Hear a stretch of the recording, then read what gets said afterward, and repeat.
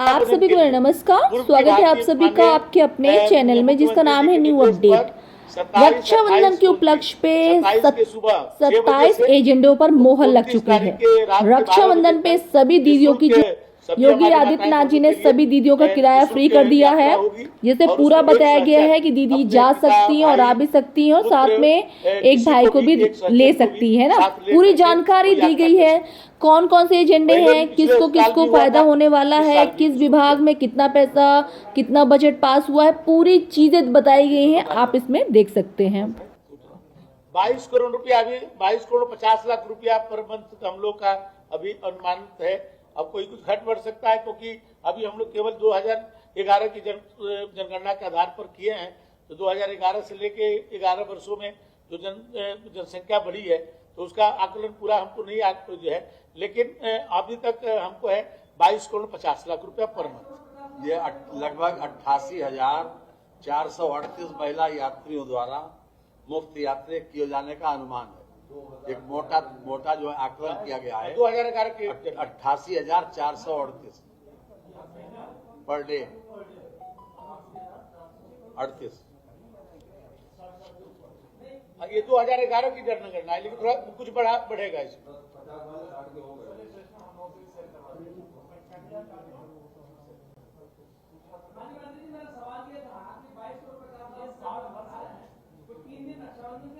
ना ये वो अलग है, ये अलग है उसका, वो अलग स्कीम है, अलग मैंने 60 उसके ऊपर, हाँ 60 पूरा करने के, हाँ 60 पूरा, हाँ 60 वर्ष। मैंने कल के तारीख में, कल 26 तारीख को जो 60 वर्ष आयु पूरा कर वो अनुमान है। 60 वर्ष चाहे एक दिन हो पूरा। आधार और वोटर आईडी दोनों है, दोनों है हमारे पास, दोनों है। फिलहाल तो हमारे पास यही केवल है, इसी आधार पर कर सकते हैं। आगे और भी जो भी कुछ इसके लिए होगा, उसके लिए कार्ड भी एक देंगे, स्मार्ट कार्ड 7 दिन में बना करके दे देंगे। उसमें चिप भी रहेगा कि उसे हमारे मशीन पर लगाते ही उनका पूरा डिटेल आ जाएगा।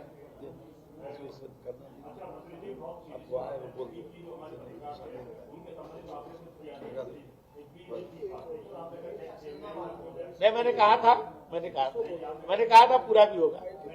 अभी देर हुआ इसके लिए क्षमा, देर हुआ इसके लिए। माननीय सुनील शर्मा जी का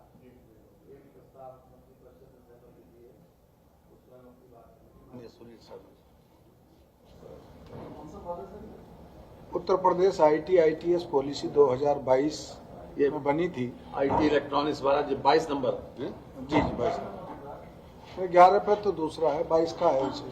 सागर साहब 11 पे तो जो हमारी ये CSC सर्विसेज हैं, इनको रेगुलराइज आगे बढ़ाया है, जो पहले से चल रही है। और 22 नंबर पे IT/ITS पॉलिसी 2022 जो 5 वर्ष के लिए थी, उसमें संशोधन किया है। इसमें जो मुख्य बिंदु है उन पर मैं आपका ध्यान आकृष्ट करता हूँ कि उत्तर प्रदेश सूचना प्रौद्योगिकी जनित सेवा नीति 2022 प्रथम संशोधन है ये। इसमें अभी तक IT सिटी के लिए जो क्षेत्रफल था वह 100 एकड़ से 500 एकड़ था। अभी इसको हमने घटा करके 20 एकड़ किया है। जो 500 करोड़ से अधिक का इसमें निवेश होगा, उसमें 75% भूमि 40% पूंजीगत उपादान इसमें देने का प्रावधान है। इसी प्रकार से जो IT पार्क हैं उनके लिए अभी तक न्यूनतम क्षेत्रफल 15,000 मीटर था। इसको 15,000 मीटर से घटा करके लखनऊ, कानपुर, आगरा, प्रयागराज, वाराणसी के लिए 2500 वर्ग मीटर किया है। बाकी हिस्सों के लिए 1500 वर्ग मीटर किया है।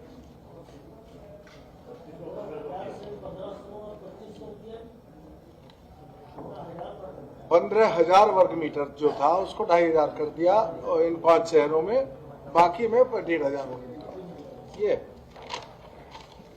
एक जो थैंक यू सर। मत संख्या 26 इसको इसलिए किया है कि टायर 2, टायर 3 जो छोटे शहर हैं वहाँ भी IT पार्क डेवलप हो, वहाँ भी IT सिटी हो, तो इतना बड़ा क्षेत्रफल के लिए इन्वेस्टर्स आ नहीं रहे थे। इसलिए इन्वेस्टर्स को हम आए और छोटे शहरों में भी इस काम को करें। इसमें गाजियाबाद और गौतम बुद्ध नगर को छोड़ करके ज्यादातर हमने छूट दी। आपको देखिए, धन्यवाद। मत संख्या 26 श्री अनिल कुमार सागर जी हमारे प्रमुख सचिव हैं। यस, भारत सरकार की एक स्कीम है जिसे पीएम मित्रा स्कीम कहते हैं, PM mega industrial textile reason and apparel scheme. इसमें एक टेक्सटाइल पार्क डेवलप किया जा रहा है 1000 एकड़ क्षेत्रफल पर, लखनऊ और हरदोई की सीमा पर। इसमें ये पार्क डेवलप हो रहा है पीपीपी मोड पर, पब्लिक प्राइवेट पार्टनरशिप पर। इसमें जो एक्सटर्नल डेवलपमेंट है वो तो राज्य सरकार करा रही है, जो इंटरनल डेवलपमेंट है उसके लिए एक मास्टर डेवलपर का सिलेक्शन होना है। तो जो एक्सटर्नल डेवलपमेंट है उसमें सड़क, बिजली, पानी, उस सब के लिए प्रदेश सरकार ऑलमोस्ट 1250 करोड़ के प्रोजेक्ट सैंक्शन कर चुकी है। जो इंटरनल डेवलपमेंट है उसमें लगभग 1950 करोड़ व्यय होने की संभावना है। अब क्योंकि ये पब्लिक प्राइवेट पार्टनरशिप पर है तो एक बिड डॉक्यूमेंट तैयार किया गया है भारत सरकार के सहयोग से। भारत सरकार का भी इसमें अप्रूवल मिल चुका है। इसमें ये प्रावधान किया गया है कि जो भी मास्टर डेवलपर चयनित होगा इस बिडिंग प्रोसेस के माध्यम से, वो इंटरनल डेवलपमेंट के सारे काम जैसे road, drainage, electricity lights, CTP के निर्माण, जेडएलडी के निर्माण, बॉयलर के निर्माण, वो सब करेगा और इसके बाद 50 साल तक पार्क को मेंटेन भी करेगा। कहने का तात्पर्य ये कि कंस्ट्रक्शन और ऑपरेशन एंड मेंटेनेंस 50 साल तक इसी मास्टर डेवलपर को करने होंगे। हमने ये प्रावधान किया है कि जो ये टेक्सटाइल पार्क बनेगा उसमें 55% भूमि इंडस्ट्रियल यूनिट्स को दी जाएगी, 10% भूमि कमर्शियल को दी जाएगी, 10% पर रेसिडेंशियल और इंस्टीट्यूशन होंगे। और इंस्टीट्यूशन में जैसे ट्रेनिंग होता है, आपका फ्लैटेड फैक्ट्रीज हैं, रेसिडेंशियल बिल्डिंग्स हैं, जैसे आपके वर्कर हाउसिंग और ये सब होंगे। और इसके अलावा जो बाकी 25% बच जाएगा उसमें रोड्स और बाकी जितनी भी सुविधाएं हैं वो निर्मित होंगी। इसमें जो बिड है वो ऑलरेडी हमारी लाइव है इस समय ई टेंडर पोर्टल पर। हमने 2 उसके बाद प्री बिड कॉन्फ्रेंसेस करी हैं। एक जो लेटेस्ट हुई है वो जुलाई 2025 में हुई है। तो जो हमारे पास बिडर्स के रिस्पॉन्सेज आए थे, क्वेरीज आई थी, जो गवर्नमेंट ऑफ इंडिया के सजेशंस थे, और इसके अलावा जो हमारी PPP रूल्स के अंतर्गत PPP BC जो IDC सर की अध्यक्षता में है और कमिटी ऑफ सेक्रेटरीज में जो सुझाव प्राप्त हुए थे, उन सभी को समाहित करते हुए हमने अभी ये फाइनल बिड डॉक्यूमेंट तैयार कर लिया है और उस पर माननीय मंत्रिपरिषद का अनुमोदन प्राप्त किया है। PM मित्रा, PMMITRA। MITRA होता है mega industrial textile reason and apparel scheme. Thank you.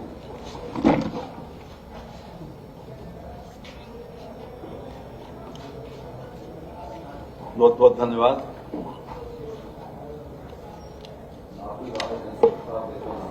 हाँ जी,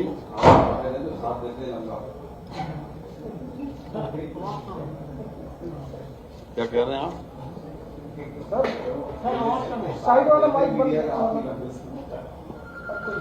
इंडस्ट्रियल कॉरिडोर योजना के अंतर्गत पूर्वांचल एक्सप्रेस वे के सन्निकट जनपद सुल्तानपुर में integrated manufacturing and logistics cluster IMLC की स्थापना हेतु अवस्थापना विकास के निर्माण कार्यों से संबंधित परियोजना प्रस्ताव जो आगमन अनुमोदित किया गया है वो 272 करोड़ 25 लाख 33 हजार।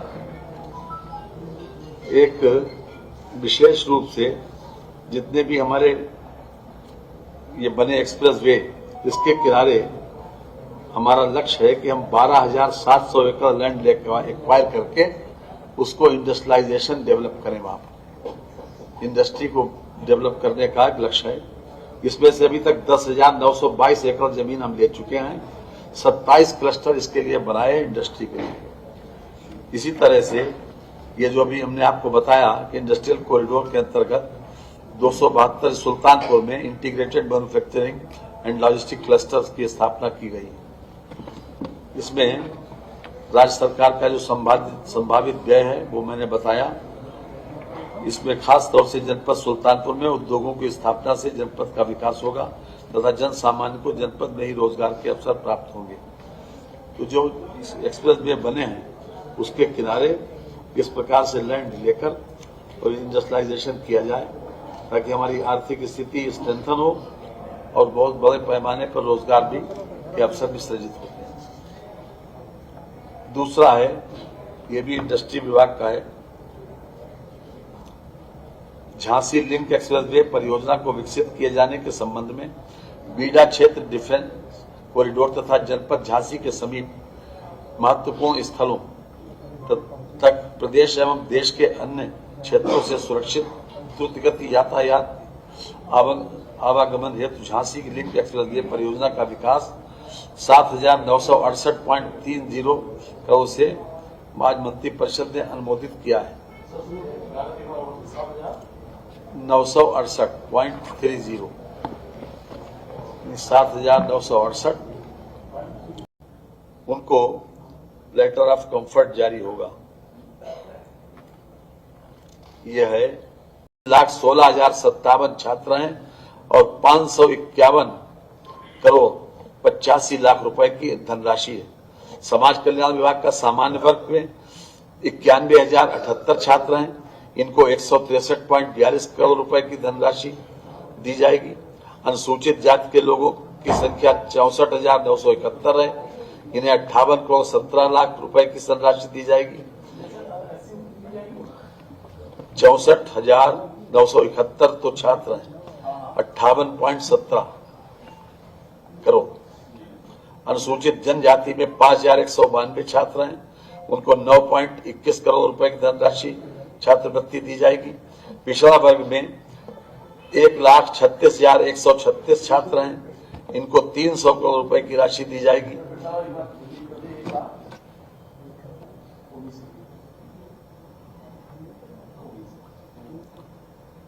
एक 1,36,136 छात्र हैं,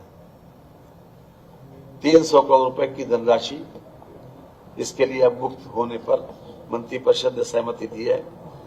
अल्पसंख्यक वर्ग के 18,680 छात्र हैं, उनको 21 करोड़ 5 लाख रुपए की धनराशि दी गई, जिस पर सहमति है। ये कुल मिलाकर 3,16,057 छात्रों की संख्या है और 551 करोड़ 85 लाख रुपया इसमें मंत्रिपरिषद के द्वारा सहमति दी गई कि इनको छात्रवृत्ति के रूप में जो बचे हुए लोग हैं जिनको नहीं मिल पाई उनको दे दी जाए। जी, ये 25-26 का है जी, जुड़ेगा जो बच गए, मैंने शुरू में बता दिया था।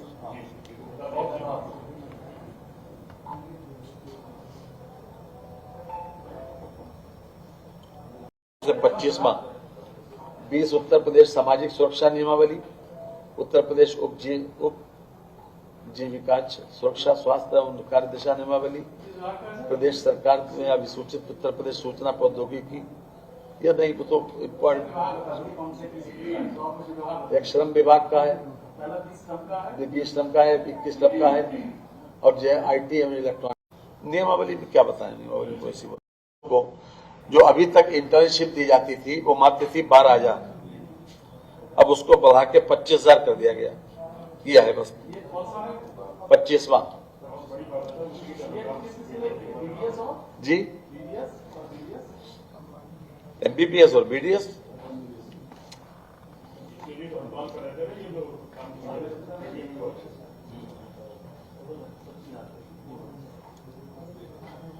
अच्छा, एक जो जयप्रकाश नारायण अंतर्राष्ट्रीय केंद्र परियोजना के संचालन में रखा हेतु फर्म के चयन के संबंध में ये जब JP जो इंटरनेशनल केंद्र था उसको एक संस्था को दे दिया गया है।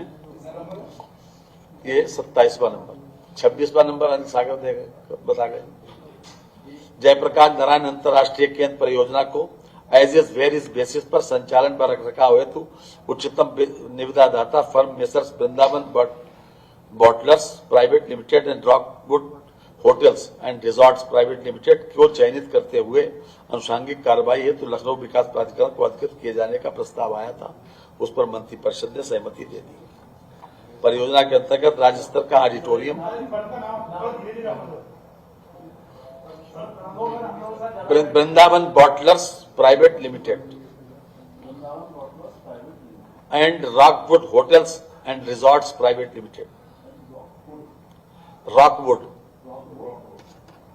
Hotels and Resorts Private limited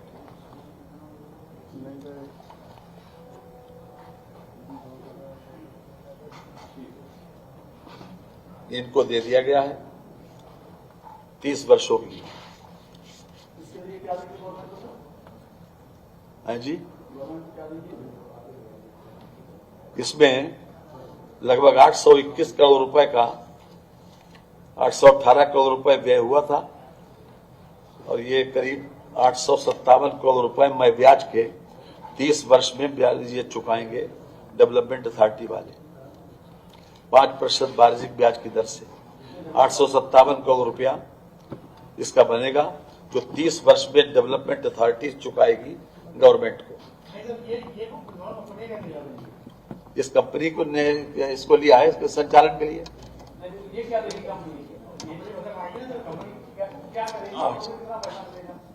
company जो भी पैदा करेगी विकास प्राधिकरण सरकार को ये पैसा देगा 85%। कंपनी को चलाने वाली शर्तें बहुत लंबी हैं, इस शर्तों की डिस्कशन नहीं हुआ। केवल यह है कि भाई उस मंत्रिपरिषद ने जो चयन हुआ था उस पर सहमति दे दी है और ये 857 करोड़ 69 लाख रुपया 30 वर्षों में चुकाएगी ब्याज सहित। ये भी अवगत कराया गया है कि मिनिमम एश्योर्ड गारंटी 5%। देखिए ऐसा है, कैबिनेट में मोटी मोटी बातें फैसले होते हैं, अब हर चीज रूल्स के हिसाब से नहीं। आप जब ऐसे पूछते हो फिर इतना लंबा बिड डॉक्यूमेंट कौन पढ़ेगा? ये 26 पे ही आया, अब ये कैसे रखेगा?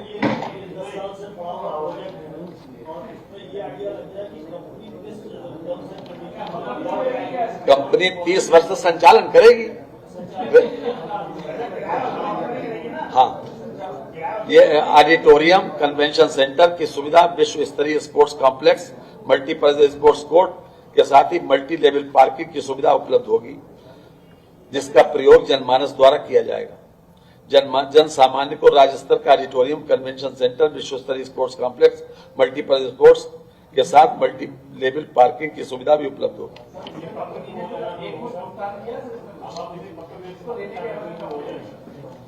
जी